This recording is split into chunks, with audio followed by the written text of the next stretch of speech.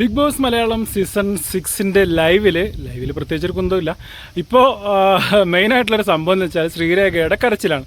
ഒരു ക്യാമറയ്ക്ക് മുന്നിൽ പോയി നിന്നിട്ട് ശ്രീരേഖ കരച്ചിലാണ്.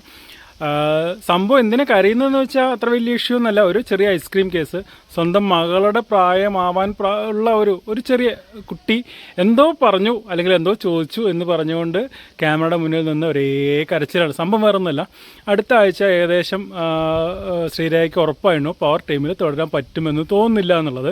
അപ്പോൾ അടുത്ത ആഴ്ചയ്ക്കുള്ള ഒരു സേഫ് ഗെയിം കളിക്കാൻ വേണ്ടിയിട്ടുള്ളൊരു ഡ്രാമ മാത്രമാണ്.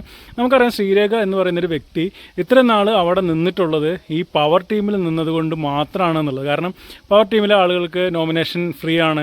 അതുകൊണ്ട് മാത്രമാണ് ശ്രീരേഖ ഇത്രയും ദിവസം അവിടെ നിന്നതെന്നുള്ളത് ഭൂരിപക്ഷം വ്യൂവേഴ്സിനും അറിയാം, അത് ശ്രീരേഖയ്ക്കും അറിയാം. അപ്പോൾ ഈ ആഴ്ച പവർ ടീമിൽ നിന്ന് എന്തായാലും ഇറങ്ങേണ്ടി വരും. അപ്പോൾ അടുത്ത ആഴ്ചയിലുള്ള ഒരു സെൻറ്റിമെൻ്റൽ എന്താ പറയുക, ആളുകളിലേക്ക് ഒരു സഹതാപം കുത്തിവെക്കാൻ വേണ്ടിയിട്ടുള്ള ഒരു കരച്ചിൽ നാടകമാണ്. പക്ഷേ അത് ശ്രീരേഖയ്ക്ക് തന്നെ നെഗറ്റീവ് ആവാനും സാധ്യത. കാരണം ഒരു ഐസ്ക്രീം കേസ് ഒന്നുമല്ല, ഒരു പവർ ടീമിൻ്റെ ഐസ്ക്രീം ശ്രീരേഖ വേറെ 1-2 പേരോട് എടുത്ത് കഴിച്ചു. അത് പവർ ടീമിലെ മറ്റ് അംഗങ്ങൾ അറിയാതെ, നന്ദനയും നമ്മുടെ ശരണ്യൊന്നും ഇത് അറിഞ്ഞിട്ടില്ല.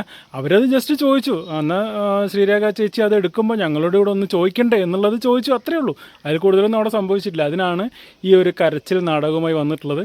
എന്തായാലും നാടകം നടന്നുകൊണ്ടേ ഇരിക്കുകയാണ്. പൊടി പൊടിക്കട്ടെ.